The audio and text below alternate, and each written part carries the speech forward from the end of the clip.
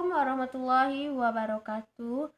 Perkenalkan, nama saya Fatma Oktriawina dengan NIM A1D1818059 dari Program Studi Pendidikan Guru Sekolah Dasar Fakultas Ilmu Keguruan dan Pendidikan Universitas Jambi. Saya akan menjelaskan tentang KKO atau Kata Kerja Operasional. Taksonomi merupakan prinsip dasar atau aturan. Istilah ini dikemukakan oleh Benjamin Samuel Bloom yang melakukan penelitian untuk mengembangkan kemampuan berpikir dalam proses pembelajaran. Taksonomi Bloom mengalami 2 kali perubahan, yaitu yang dikemukakan oleh Bloom dan taksonomi yang telah direvisi oleh Andreson dan Hartwell. KKO perlu diketahui oleh semua guru dan calon guru karena agar dapat mempermudah menentukan kata-kata yang tepat sasaran dalam 3 ranah penilaian dalam proses belajar mengajar atau PBM. Penguasaan KKO dapat mempermudah guru atau calon guru untuk membuat RPP dan membuat kisi-kisi soal dan soal ujian. Dalam KKO atau kata kerja operasional terdapat 3 ranah penilaian, yaitu ranah kognitif, ranah afektif, dan ranah psikomotor. Saya akan menjelaskan tentang ranah kognitif. Ranah kognitif meliputi kemampuan menyatakan kembali konsep atau prinsip yang telah dipelajari, yang berkenaan dengan kemampuan berpikir, kompetensi memperoleh pengetahuan, pengenalan, pemahaman, konseptualisasi, penentuan dan penalaran. Tujuan pembelajaran dalam ranah kognitif atau intelektual merupakan segala aktivitas yang menyangkut kegiatan berpikir atau otak. Ranah kognitif ini dapat dibedakan menjadi 6 jenjang, yang mana dari yang terendah sampai yang tertinggi dan dilambangkan dengan huruf C besar atau kognitif. Yang pertama yaitu C1 atau pengetahuan. Pada jenjang ini menekankan pada kemampuan dalam mengingat kembali materi yang telah dipelajari seperti pengetahuan tentang istilah, fakta khusus, konvensi, kecenderungan atau urutan, klasifikasi dan kategori, kriteria, serta metodologi. Di jenjang ini, siswa menjawab pertanyaan berdasarkan dengan hafalan. Contohnya yaitu menyebutkan, menjelaskan, menandai, membaca, dan lain-lain sebagainya. Jenjang yang kedua yaitu C2 atau pemahaman.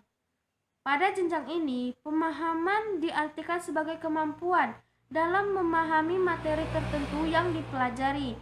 Di jenjang ini, siswa menjawab pertanyaan dengan kata-katanya sendiri dan dengan memberikan contoh, baik prinsip maupun konsep. Contoh kata-katanya yaitu mencirikan, membandingkan, mencontohkan, mengemukakan, dan lain-lain sebagainya. Kemudian di jenjang ketiga yaitu C3 atau penerapan. Dapat diartikan sebagai kemampuan menerapkan informasi pada situasi nyata, di mana siswa mampu menerapkan pemahamannya dengan cara menggunakannya secara nyata. Di jenjang ini, peserta didik dituntut untuk dapat menerapkan konsep dan prinsip yang ia miliki pada situasi baru yang belum pernah diberikan sebelumnya. Contoh kata-katanya yaitu menerapkan, mengklasifikasikan, mengaitkan, menyusun, dan lain-lain sebagainya. Kemudian, di jenjang C4 atau analisis. Pada jenjang ini dapat dikatakan bahwa analisis adalah kemampuan menguraikan suatu materi menjadi komponen-komponen yang lebih jelas. Di jenjang ini, peserta didik diminta untuk menguraikan informasi ke dalam beberapa bagian, menemukan asumsi, dan membedakan pendapat dan fakta serta menemukan hubungan sebab dan akibat. Contohnya yaitu memecahkan, menyeleksi, merinci, dan lain-lain sebagainya. Selanjutnya yaitu di jenjang C5 atau sintesis. Pada jenjang ini, suatu sintesis dimaknai sebagai kemampuan memproduksi dan mengkombinasikan elemen-elemen yang membentuk sebuah struktur yang unik.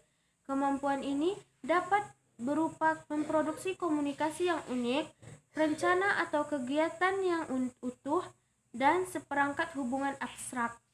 Di jenjang ini, peserta didik dituntut untuk dapat menghasilkan hipotesis atau teorinya sendiri dengan memadukan berbagai ilmu pengetahuan. Contohnya yaitu menciptakan, menggabungkan, menampilkan, merangkum, dan lain-lain sebagainya. Selanjutnya yaitu di ranah yang keenam, C6 atau evaluasi.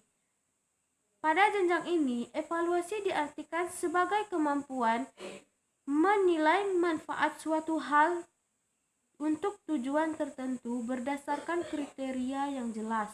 Kegiatan ini berkenaan dengan nilai suatu ide, kreasi, cara, atau metode.